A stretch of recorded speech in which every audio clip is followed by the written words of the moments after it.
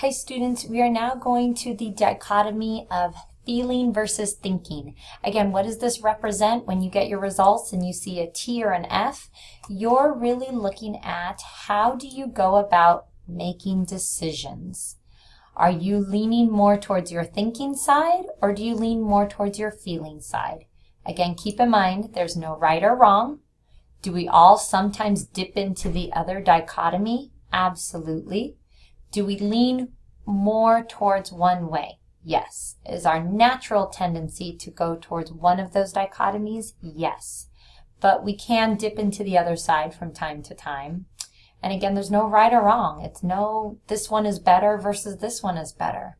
They're all valued dichotomies and tendencies. They're just differences in who we are as complex human beings. So, the T and the F definitely looks at how do we go about making decisions. This is a really great picture when you're going about thinking about how do I decide on this.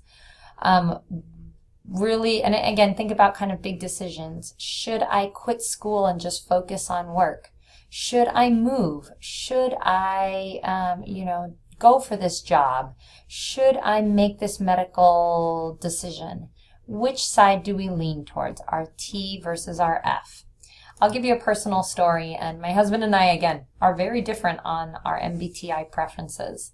And sometimes that really complements each other. Sometimes that drives us crazy and we have fights, but now that we're aware of our differences, we can really see things from, oh, well, that's just his natural tendency side coming up, and I just come at this situation from a different way. So he's more on the thinking side, and I'm more on the feeling side. And this really goes against kind of gender tendencies, even though some people might think, oh gosh, females tend to be more emotional and, men use, logic. That's a very, very, very gender,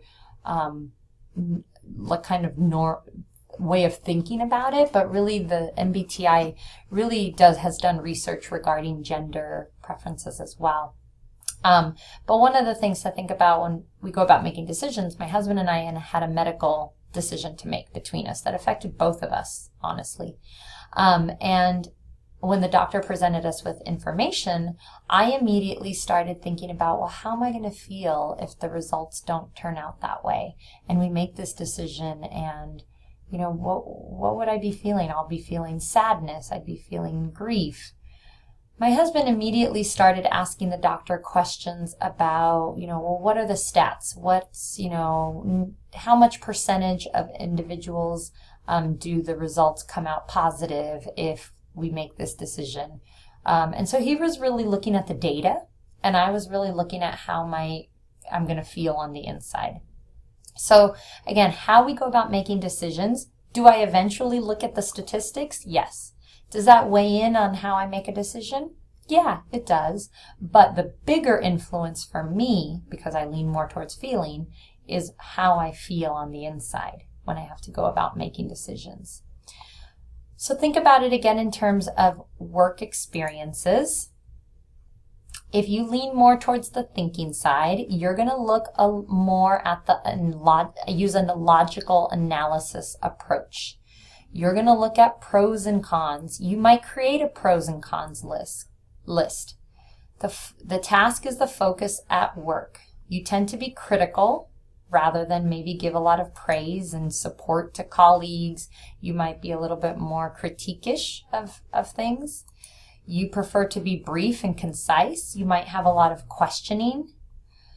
People that draw more towards the feeling side, they like to look at values. They like to look at people's likes and dislikes. They really like a harmony in the workplace that really impacts their experience at work. They really tend to avoid maybe unpleasant people and situations. They really like an accepting workplace. I really value your thoughts and opinions on this matter. They like to be appreciated while they're doing their tasks. So they're the ones that really like to be acknowledged for the amount of work they're doing.